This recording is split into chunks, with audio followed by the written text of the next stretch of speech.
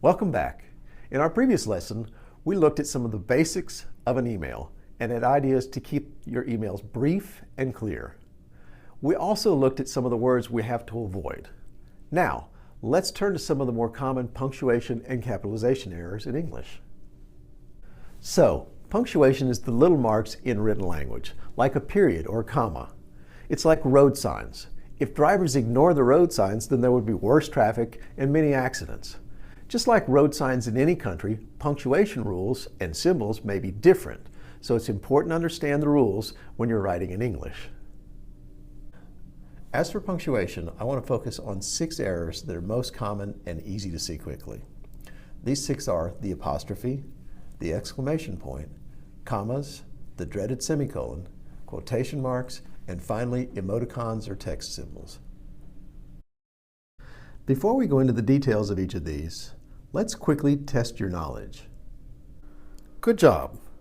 Now let's get into the details of punctuation. First, the apostrophe.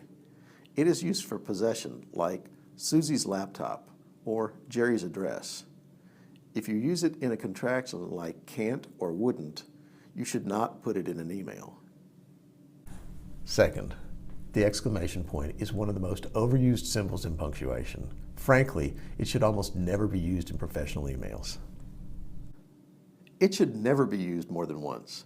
My nephews use these in messages on Facebook, but I almost never use them at work. Third, commas. The best rule for these is to read your email aloud. For example, "Hey Susie, for our meeting later today, I will bring all of the supplies. If you have time, could you pick up the coffee and snacks on your way? Thanks, Jerry." If you pause, that is where commas should go. Also, use commas with fanboys: for, and, nor, but, or, yet, and so, when you use these words to connect 2 sentences. Next, a list is where you would need commas. Look at how I wrote all of the fanboys. I had to put a comma in between all of them because they are a series or a list of things. You also use commas to set off all geographical names like Moscow, Russia, or Paris, France, or for items in dates except the month and day, like October 10th, 2011, and for titles in names such as Philip Hollingsworth, MD. This is just basic information about commas, but you can find more information all over the internet on this topic.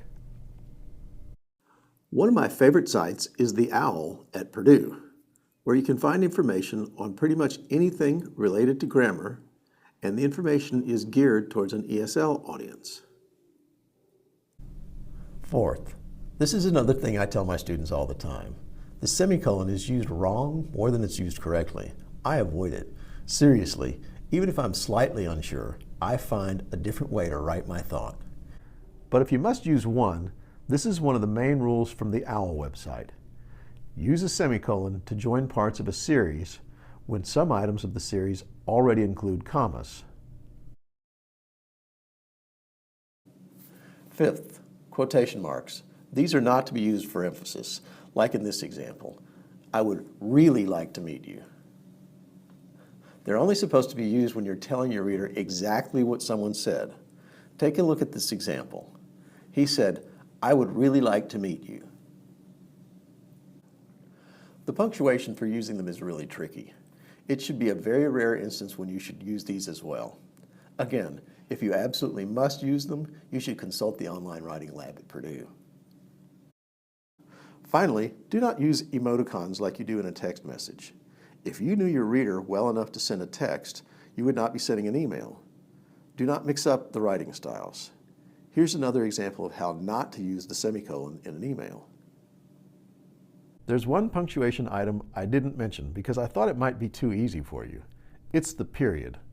Don't forget to add it at the end of every sentence unless it's a question. So, we've now looked at how and when to use the apostrophe, not overusing the exclamation point, and where to place commas. We've also learned about the semicolon, how to use quotation marks properly, and finally, not using emoticons and text message type stuff in our emails. You should now be more comfortable with your punctuation.